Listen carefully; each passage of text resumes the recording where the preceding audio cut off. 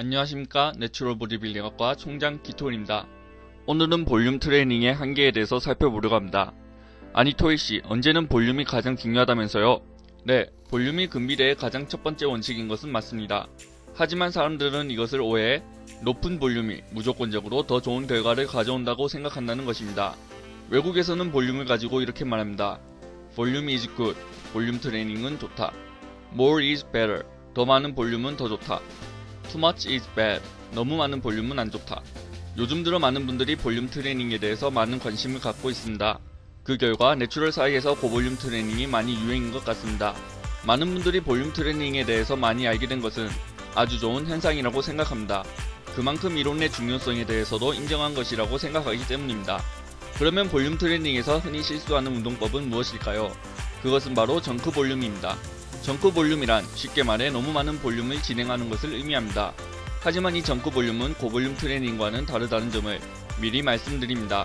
참고로 정크 볼륨은 고볼륨 트레이닝보다 더 많은 볼륨으로 운동을 진행하는 것을 말합니다.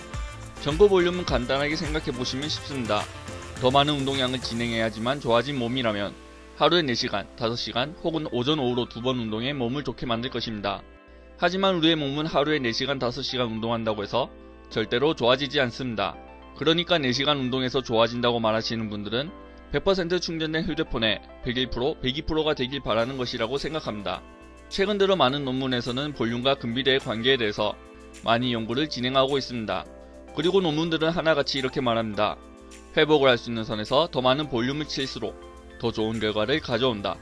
하지만 대부분의 헬창은 이를 잘못 적용하고 있습니다.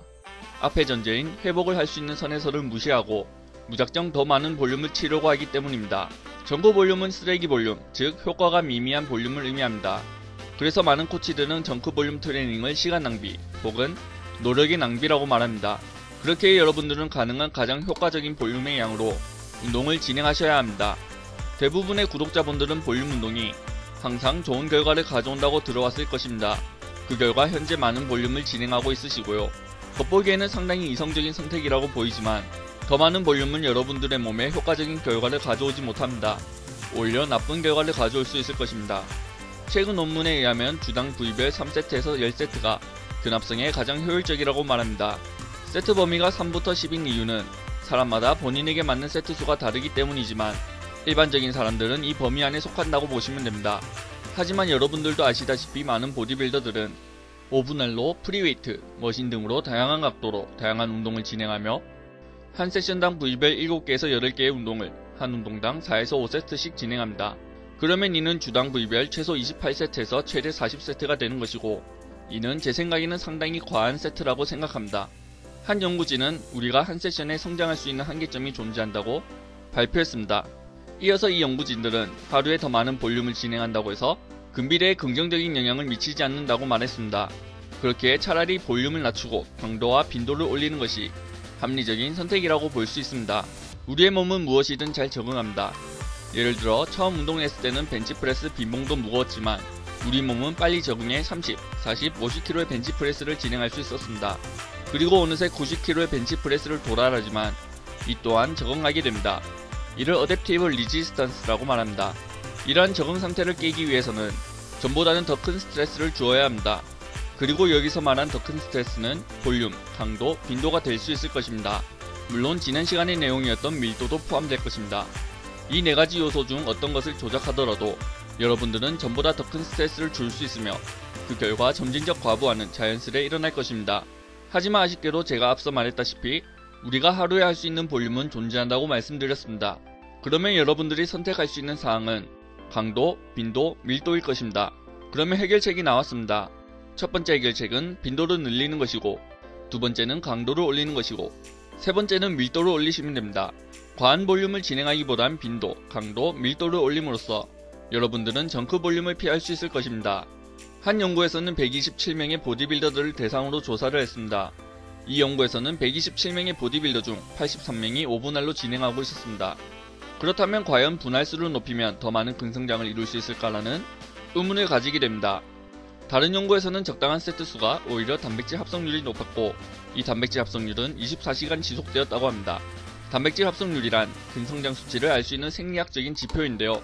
이 단백질 합성률이 적당한 세트수에서 오히려 더 높았다는 것입니다. 이는 곧 한 세션당 세트수를 조금 줄이고 빈도수를 늘리는 것이 근성장에 더 좋다고 말할 수 있습니다. 왜냐하면 근성장은 결국 단백질 합성률로 결정되기 때문입니다. 그렇기에 과한 볼륨으로 운동을 진행하는 것보다 빈도를 늘리는 것이 근비례를 확실하게 이루어주는 좋은 방법으로 생각됩니다. 정크 볼륨을 해결할 수 있는 두 번째 방법과 세 번째 방법은 강도와 밀도를 늘리는 것이었습니다. 강도와 밀도는 밀접한 관계가 있으므로 한 맥락에서 설명해 드리겠습니다. 결국 지금까지 말한 내용은 과한 운동은 안 좋다였고 효율적인 세트수가 정해져 있다였습니다. 그러면 우리들이 할 수 있는 최고의 선택은 결국 정해진 상한선 내에서 최대한 고강도로 운동을 진행하는 것입니다.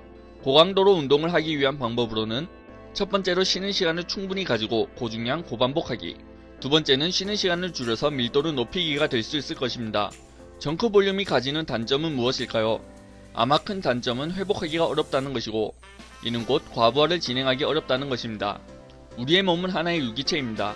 어제 상체 운동을 과하게 했다면 오늘이 비록 하체를 운동하는 날이라도 전날의 과한 운동의 여파로 잘 하지 못할 확률이 높습니다.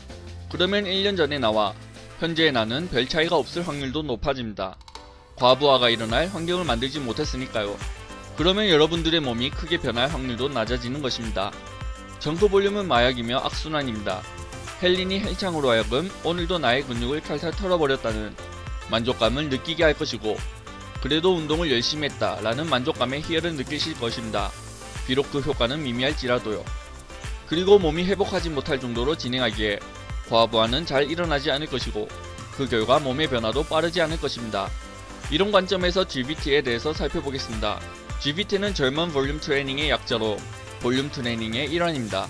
GBT의 운동 방법은 다양하게 있지만 가장 대표적인 방법이 주 3일에서 4일의 운동 프로그램, 원RM의 60%로 10회 10세트 진행, 이완 시 4초, 수축 시 2초, 쉬는 시간은 40에서 60초, 하나에서 2개의 다관절 운동과 하나에서 2개의 단순 관절 운동. 적다 보니 어째 GBT는 제가 하지 말라는 것들만 적혀있는 것 같습니다. 물론 효과가 있다고 소개된 방법이지만 제가 봤을 때 이 운동의 단점으로는 주 3에서 4회는 빈도가 너무 낮다, 부위별 빈도수가 낮다, 메인 운동의 고볼륨으로 인해 부상의 위험도가 크다, 메인 운동의 고볼륨으로 인해 회복이 어렵다, 이완 4초는 너무 길다, 짧은 쉬는 시간으로 인해 부상의 위험도가 크다 정도가 될 수 있을 것 같습니다. 그러면 오늘의 강의를 요약해보겠습니다. 정크 볼륨이란 쉽게 말해 너무 많은 볼륨을 진행하는 것을 의미합니다. 하지만 이 정크 볼륨은 고볼륨 트레이닝과는 다르다. 정크 볼륨을 피하는 방법으로는 첫 번째, 빈도를 늘리고, 두 번째, 강도를 올리고, 세 번째, 밀도를 늘리시면 됩니다. 빈도를 올리는 것이 단백질 합성률 면에서는 더 좋다. 네 번째, 강도와 밀도의 경우에 첫 번째, 쉬는 시간을 충분히 가지고 고중량 고반복하기, 두 번째, 쉬는 시간을 줄여서 밀도를 높이기가 될 수 있을 것입니다. 정크 볼륨이 가지는 단점으로는 다음 세션까지 회복하기가 어렵다는 것이고 그 결과 점진적 과부하를 진행하기 어렵다는 것입니다. 오늘의 영상이 유익하셨다면 좋아요, 구독, 알람 설정 부탁드립니다.